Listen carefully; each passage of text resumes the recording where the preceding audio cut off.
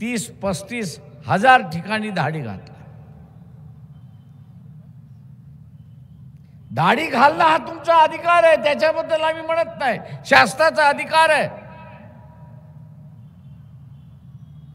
पण ज्यांच्यावरती तुम्ही दाढी घातल्या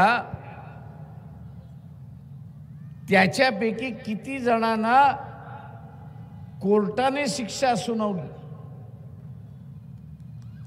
की त्यांनी चोरी केली आहे म्हणून, काळा धन आहे म्हणून। उलट आपल्याला असं दिसतंय की गंगेमध्ये गेल्यानंतर, स्नान केल्यानंतर आपल्या सगळे पाप धुतल्या जातात। तशा रीतीने भारतीय जनता पक्षामध्ये प्रवेश केला की असणारा चोर साव होऊन जातो, अशी असणारी परिस्थिती आहे। म्हणजे चोर साव होऊन जातो अशी असणारी परिस्थिती आहे। आश्वासन त्यांनी हेच दिलंय, खात्री आपल्याला हीच दिली आहे की तुम्ही चोऱ्या करा, माऱ्या करा, भारतीय जनता पक्षामध्ये या, तुमची पाप धुतल्या जातील अशी असणारी परिस्थिती आहे। हे आश्वासन त्या ठिकाणी।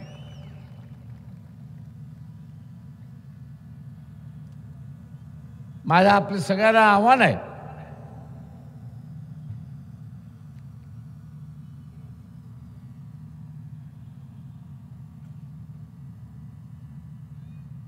की या देशाची व्यवस्था एवढी त्यांनी बिघडवली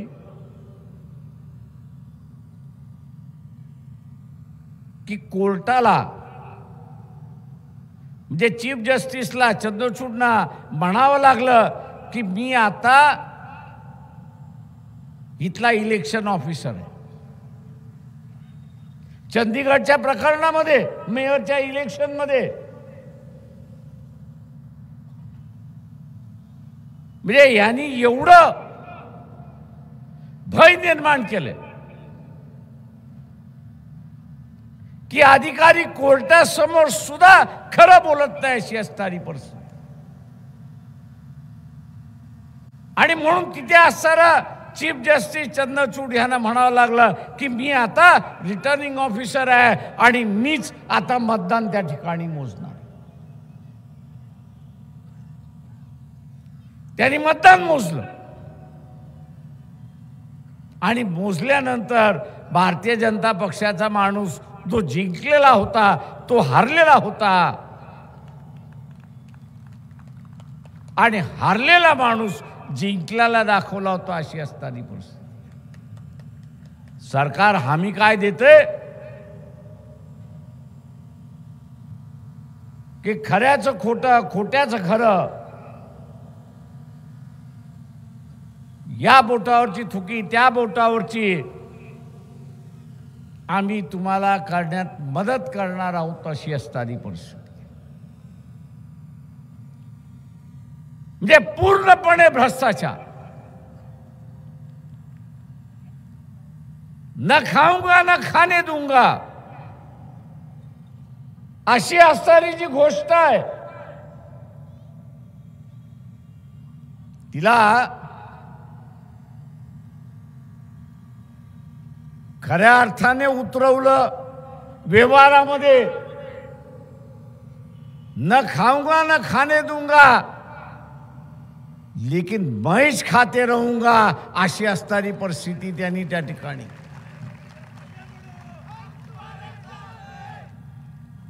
म्हणजे जे काय करणार ते मीच करणार, हा एक नवा हुकुमशाह आपण निर्माण केला हे लक्षात घ्या। एक नवा हुकुमशाह आपण असायला सुरुवात केलेला आहे की जे कोर्टामार्फत आपल्या समोर या ठिकाणी आलं।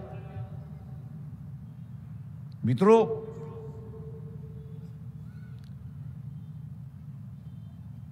घाबरण्याचं काही कारण नाही,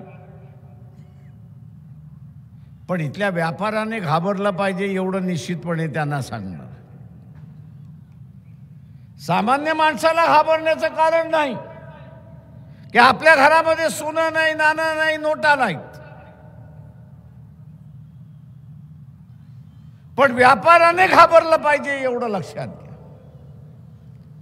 आतापर्यंत व्यापारी हा भारतीय जनता पक्षाला डोनेशनही देत होता आणि मतदानही देत होता, RSSला पैसाही देत होता आणि डोकंही देत होता, अशी असणारी परिस्थिती आहे। या व्यापारी वर्गाला माझं सांगणं आहे की पुढचा नंबर तुमचा आहे। येणाऱ्या 5 वर्षाचा कालखंड हा पुन्हा मोदीच्या हातामध्ये तुम्ही दिलात तर तुमच्या घरासमोर ईडी आल्याशिवाय राहणार नाही, हे लक्षात घ्या।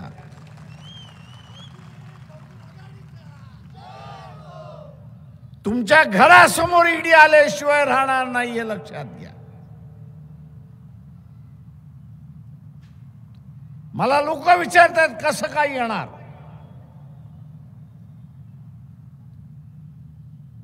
मागच्या वर्षाचे राज्यसभेमधले असणारे प्रश्न उत्तराचा तास आहे, त्या प्रश्न उत्तराच्या तासामध्ये आपण तपासा, एका प्रश्नाला उत्तर देताना लेखी उत्तर दिलेलं आहे। या सरकारने लेखी उत्तर दिलेलं आहे की 2014 ते 2024 या 10 वर्षाच्या कालावधीमध्ये या देशातून 24 लाख कुटुंब की ज्यांची संपत्ती कमीत कमी 50 कोटीची आहे, ज्यांची संपत्ती कमीत कमी 50 कोटीची आहे, अशाने नागरिकत्व सोडलं आणि परदेशामध्ये गेले, अशी असणारी परिस्थिती। 24 लाख की ज्यांची संपत्ती 50 कोटीच्या वरती आहे, त्यांनी नागरिकत्व सोडलं भारताचं आणि परदेशामध्ये गेले। पण तीच संख्या 1950 ते 2014 मध्ये आपण बघितलं तर या 74 वर्षामध्ये फक्त 7200 कुटुंब बाहेर गेले, नागरिकत्व सोडून बाहेर गेले, अशी परिस्थिती। आणि म्हणून व्यापाऱ्यांना सांगतोय, जे गेले ते काय राजी खुशीने गेले नाहीत, मजबूर होऊन गेले, अशी असणारी परिस्थिती। जगता येत नाही म्हणून असताना त्या ठिकाणी गेले। आपल्या वाडवडिलांनी कमवलेली इज्जत एका धाडीने पाण्यामध्ये मिळते, मट्टीमध्ये मिळते आणि ती वाचवण्यासाठी हे बाहेर गेले, अशी असणारी परिस्थिती आहे। आपल्या वाडवडिलांची इज्जत राहावी म्हणून त्यांनी नागरिकत्व सोडलं आणि देश सोडला, अशी परिस्थिती आहे। मी इथल्या सनातन्यांना विचारतोय, कुठच्या तोंडाने तुम्ही म्हणाल की मोदीला मतदान द्या? कुठच्या तोंडाने तुम्ही म्हणाल मोदीला मतदान द्या की त्यांच्या कालावधीमध्ये हिंदूंचं सरकार आहे आणि मायग्रेशन कोण करतंय, नागरिकत्व कोण सोडतोय, नागरिकत्व कोण सोडतंय? तर हिंदू हा नागरिकत्व सोडतोय, अशी असणारी परिस्थिती। या 24 लाख कुटुंबामध्ये ख्रिश्चन नाहीये, या 24 लाख कुटुंबामध्ये मुसलमान नाहीये, या 24 लाख कुटुंबामध्ये बौद्ध नाहीये, अशी असणारी परिस्थिती आहे। सगळे हिंदू आहेत। मी सनातन्यांना विचारणार आहे, तुम्ही कुठच्या तोंडाने, आणि RSS वाल्यांना विचारणार आहे की तुम्ही कुठच्या तोंडाने मत मागणार आहात की मोदीला अस्तर द्या म्हणून? जो मागायला येईल त्याला अस्तर तुम्ही विचारत घ्या की हे 24 लाख कुटुंब देश सोडून का गेले। मित्रो, मोदी असं म्हणतोय की सगळंच माझा परिवार आहे, या देशाचा लोक माझा परिवार आहे। साला खोटारडा आहे। पूर्णपणे घोटाळलाय, पूर्णपणे घोटाळलाय हे आपण लक्षात घ्या. आणि दुर्दैव इथला आहे की विरोधी पक्ष त्याचं खोटारडेपणा समोर आणत नाही अशी परिस्थिती आहे. हे दुर्दैव आहे की विरोधी पक्ष त्याचा खोटारडेपणा समोर आणत नाही. जागतिक बँकेने सांगितलं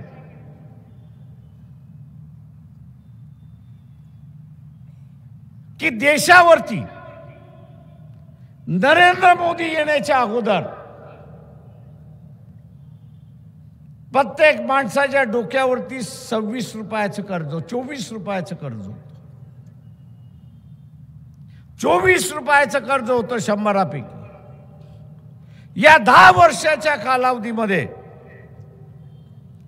या 10 वर्षाच्या कालावधीमध्ये मोदीने हे 24 रुपयाचं कर्ज 84 रुपयावरती नेलं हे आपण लक्षात घ्या. कितीवरती घेऊन गेले?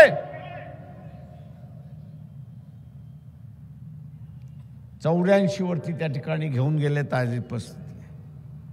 दुबईला किती शिल्लक राहिलेला आहे? फक्त 16 रुपये दुबईला लागलेले आहेत. 100 रुपयाचं कर्ज झालं.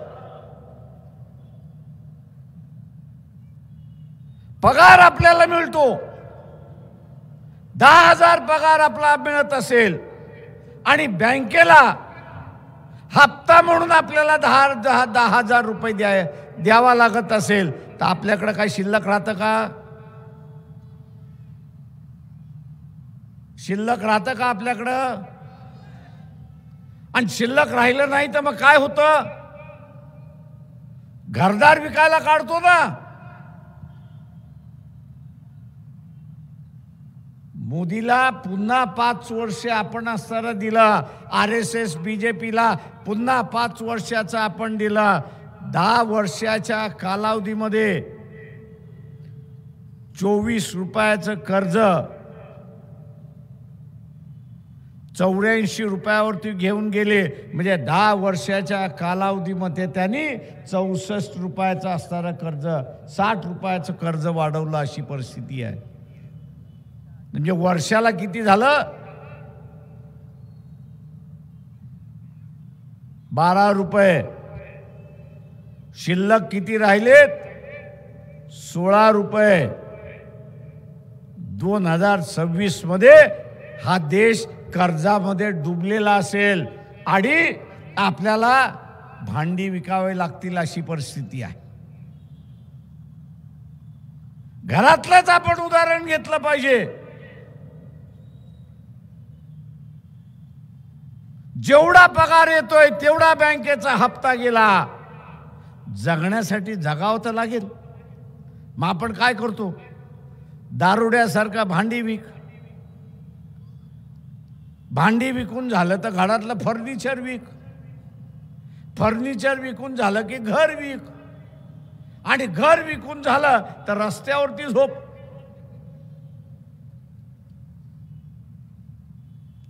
भारतीय जनता पक्षाला माझं आव्हान आहे की मी जे म्हणतोय ते खोटं आहे ते करून सांगा. आव्हान आहे. आणि म्हणून जागतिक बँकेने असणारा भारतीयांना असा इशारा दिलाय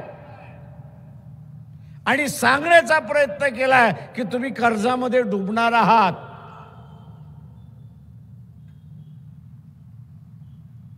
तुम्ही कर्जामध्ये डुबणार आहात.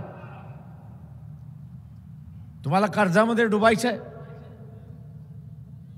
तुम्हाला कर्जामध्ये डुबायचं नसेल तर तुमचं मत भारतीय जनता पक्षाच्या विरोधात तुम्ही दिलं पाहिजे हे असताना लक्षात घ्या.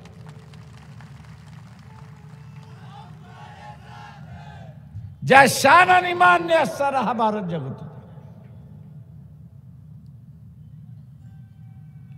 त्याची मान असताना खाली घातली आम्ही आपण लक्षात घ्या.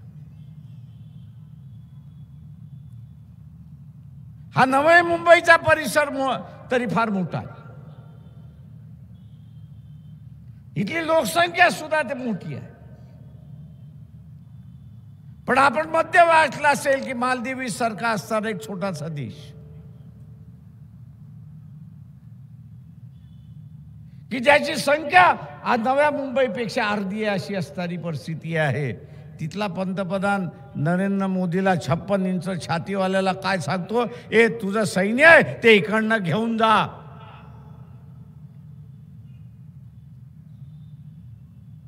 तुझं सैन्य इकडनं घेऊन जा, आता ठेवता येणार नाही.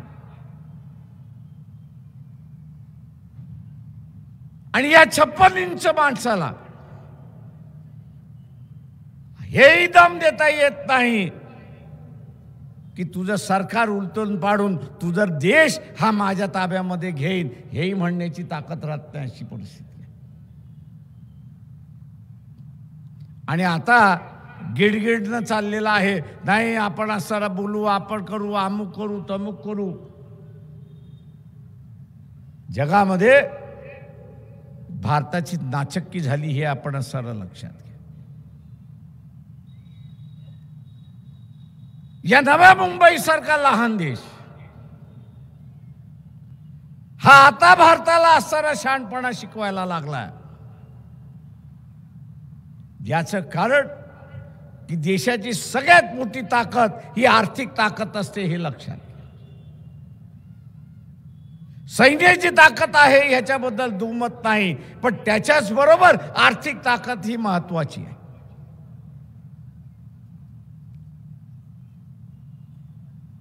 ज्यांनी कर्ज काढून काढून कर्जाला देशाला खोकलं केलं अशी परिस्थिती आहे.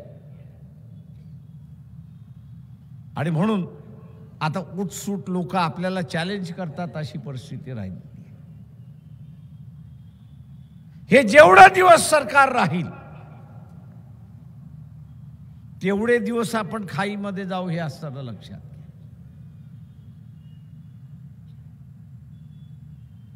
नरेंद्र मोदी हा देशाचा पंतप्रधान आहे असं सगळेजण म्हणतात,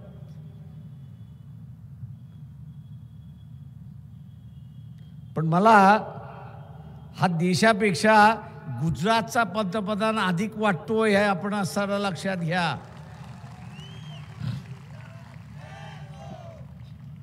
ट्रम्प आला तर गुजरातमध्ये घेऊन गेला,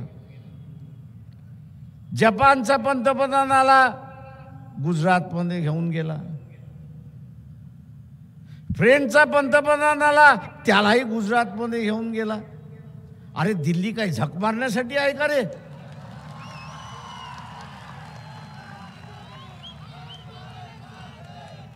भैया दिल्ली हे असणारी राजधानी आहे. त्या राजधानीला बाजूला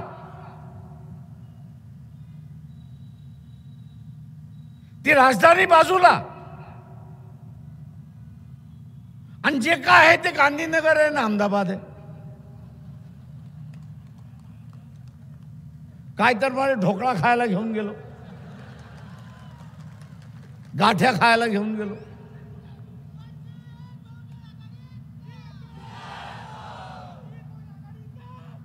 या मोदीच्या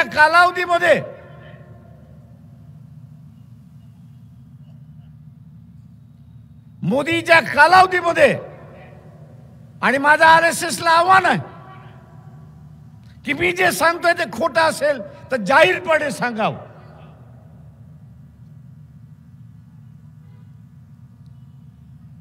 गुजरातच्या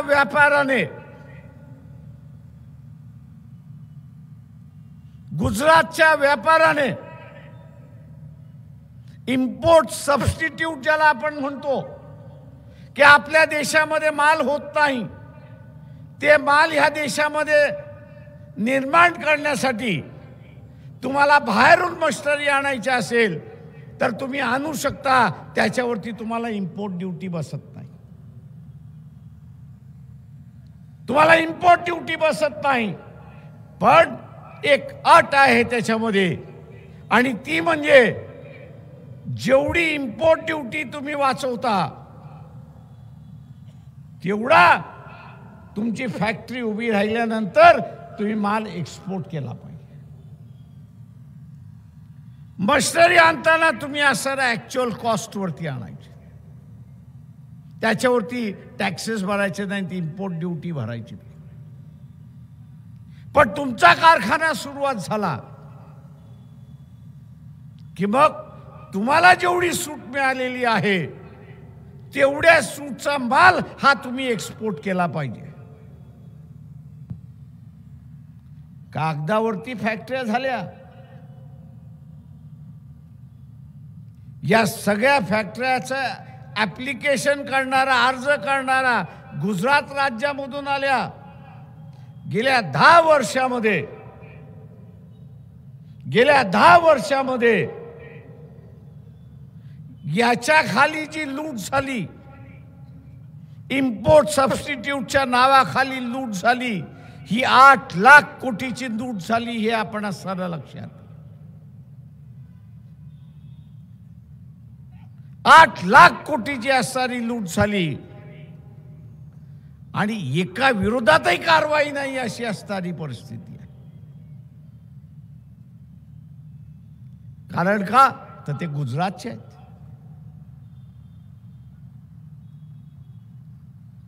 गांडाबाईचे गुजरातचे आहेत, पंतप्रधानाच्या राज्याचे आहेत आणि म्हणून कारवाई नाही. पण त्याच्या उलट इतर राज्यामधल्या व्यापाऱ्याने असं केलंय, त्यांच्यावरती धाडी आहेत अशी परिस्थिती आहे. हा दुजाभाव का? गुजरातच्या व्यापाऱ्याला एक वागणूक आणि देशाच्या दुसऱ्या कार्यकर्त्याला वेगळी वागणूक आहे की नाही? RSS वाल्यांनी सांगावं. चॅलेंज आहे माझं. नावासकट मी असणारा देऊ शकतो की तुम्ही इतर राज्यांच्या कोणावरती असणाऱ्या कारवाई केल्या आणि गुजरातच्या लोकांवरती कारवाई केला नाही अशी परिस्थिती. मी इथल्या सनातनवाल्यांना विचारतो, हा भेदभाव नाही तर काय?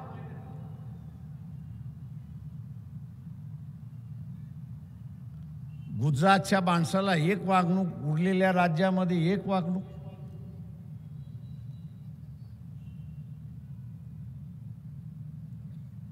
उद्या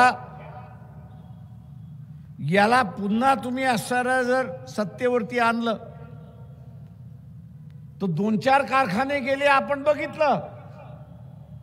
या राज्यात येणारे कारखाने गुजरातमध्ये गेले.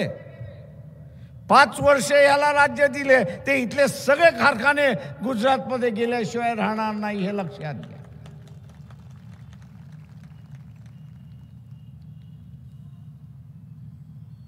का हा काही देशाचा पंतप्रधान नाही, तर हा गुजरातचा पंतप्रधान आहे, एवढं आपण असणारा लक्षात घ्या.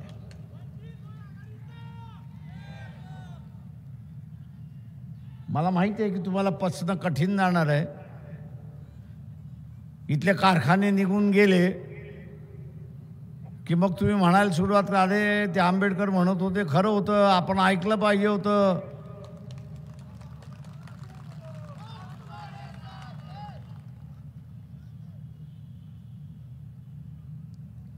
चुलीवरचा असणारा भात शिजला की न शिजला त्या भातामध्ये आपण हात घालत नाही. एक कण बघतो आणि त्याच्यावरनं आपण सांगतो की हा भात शिजलेला आहे. इथले कारखाने गेले की न गेले? इथले कारखाने गेले की न गेले? पळवले की न पळवले? मग उद्या पुन्हा पळवल्या जातील. का तुम्ही पुन्हा सत्तेवरती बसल्यानंतर निकष हाच काढला जाणार आहे की कारखाना पळवण्यासाठी आम्हाला मताच्या रूपाने लायसन्स देण्यात आलेला आहे. उद्या हे लायसन्स काढून घ्यायचं असेल तर भारतीय जनता पक्षाच्या विरोधात मतदान आपण केलं पाहिजे, हे असणारं लक्षात घ्या.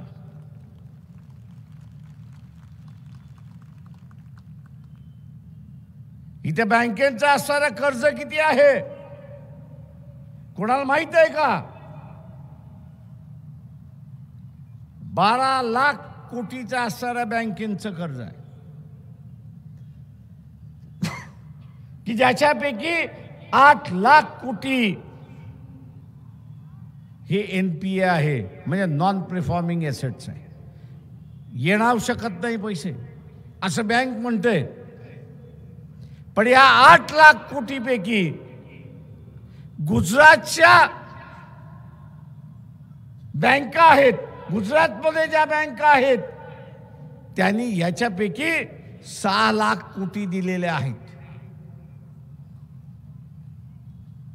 गुजरातमध्ये डुबलेल्या बँका किंवा बँक डुबतील त्याचा असणारा 6 लाख कोटी आहे आणि देशभरामध्ये फक्त 2 लाख कोटी अशी परिस्थिती आहे. पण कोणावरती कारवाई नाही.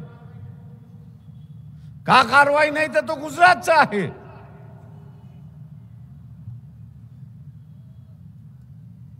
ही जी तफावत आपल्याला असताना त्या ठिकाणी दिसते. गुजरातच्या व्यापाऱ्यावरती धाड पडलेली आपण ऐकलेली आहे का? मद्रासच्या कारखान्यावरती धाड पडलेली आपल्याला मिळते, तामिळनाडूमध्ये ऐकायला मिळते, तेलंगणा आपल्याला मिळतंय, मध्य प्रदेशमध्ये आपल्याला मिळतंय, ओरिसामध्ये आपल्याला असणारं मिळतंय, हरियाणामध्ये आपल्याला दिसतंय, पंजाबमध्ये आपल्याला दिसतंय, बंगालमध्ये आपल्याला दिसतंय, महाराष्ट्रात आपण बसलोय. पण गुजरातमध्ये धाड पडलेली आपल्याला त्या ठिकाणी दिसतंय का? नाही.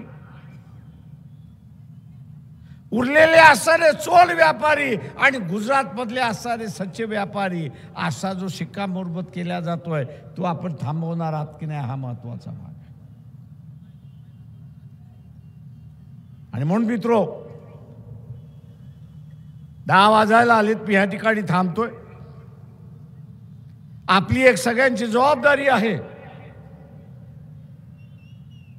आणि ती जबाबदारी काय की फुले शाहू आंबेडकरी मतदार जो आहे त्याच्यावरती एक जबाबदारी आहे की त्यांनी 5 मतं जमा केली पाहिजे. आणि ती 5 मतं जमा करण्यासाठी त्यांनी स्वतःच्या खिशातल्या इलेक्शनच्या कालावधीमध्ये 10,000 हजार रुपये खर्च केले पाहिजे. त्यांनी 10,000 हजार रुपये खर्च केले पाहिजेत. ही निवडणूक लोकशाही वाचवण्याची निवडणूक आहे. ही निवडणूक संविधान वाचवण्याची निवडणूक आहे.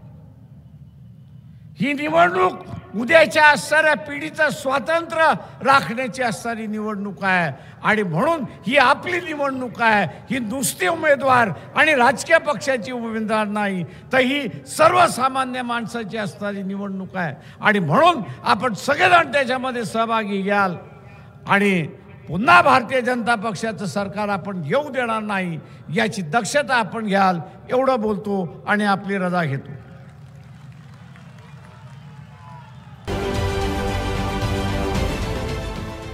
देश विदेशातील प्रत्येक घडामोडींचे लाईव्ह अपडेट मिळवण्यासाठी आता साम टीव्हीच्या सर्व सोशल मीडिया प्लॅटफॉर्मला लाईक, फॉलो आणि सबस्क्राईब करा. तसंच सर्व नोटिफिकेशनसाठी बेल आयकॉन प्रेस करायला विसरू नका.